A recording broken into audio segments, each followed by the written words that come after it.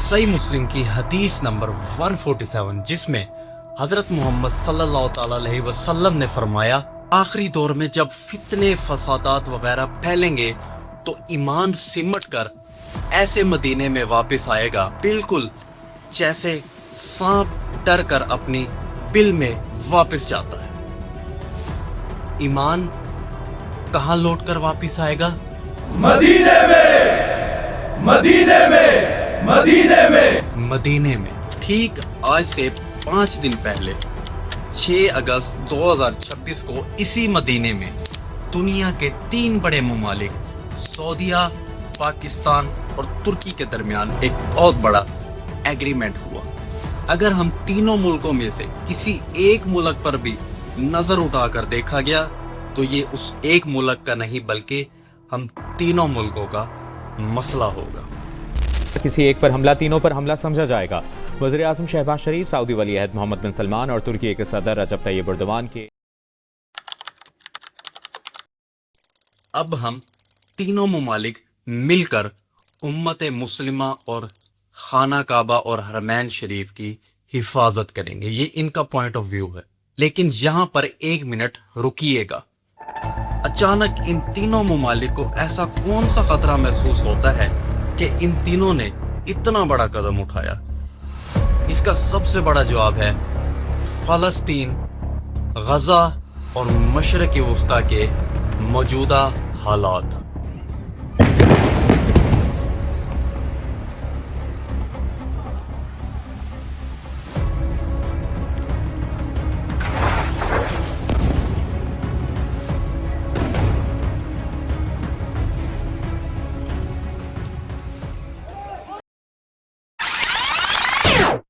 हम सब देख रहे हैं कि अमेरिका और इसराइल किस तरह एक एक करके इस्लामी ममालिक को निशाना बनाते जा रहे हैं। पहले फलस्तीन को निशाना बनाया गया, फिर इराक को बनाया गया, फिर ईरान को बनाया गया, फिर शाम को बनाया गया, फिर लीबिया वगैरह को बनाया गया। यहीं से आकर सऊदीया को डर था कि लाजमन एक ना एक दिन इसराइल हमारा नंबर भी लगाएगा, क्योंकि इसराइल का ख्वाब ग्रेटर इसराइल बनना है, जिसका नक्शा इसराइल नाउज़ुबिल्लाह मदीना मुनव्वरा की हदूद तक खींचता है। अब यहाँ पर मुसलमानों को समझ आती है, अगर अब भी हम इकट्ठे ना हुए तो तारीख हमें कभी माफ नहीं करेगी। अगर अब भी हम इकट्ठे ना हुए तो मुसलमानों का नाम और निशान नहीं रहेगा। अगर अब भी हम इकट्ठे ना हुए तो यहूदी ताकतें और मजबूत हो जाएंगी।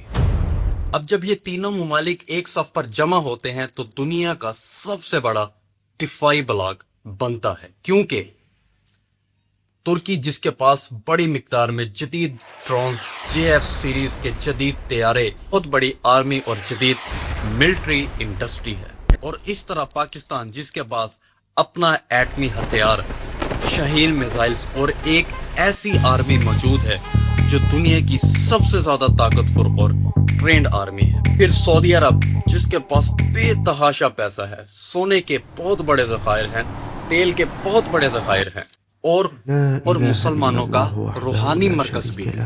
अब जब यहाँ पर एटमी हथियार, दुनिया की सबसे ज्यादा पावरफुल आर्मी, दुनिया का जदीद तरीन असला और फंडिंग एक साथ इकट्ठी होती है, तो अब ये तीनों ममालिक एक डायलॉग बोलते हैं कि अगर एक पर भी हमला हुआ तो तीनों पर हमला समझा जाएगा।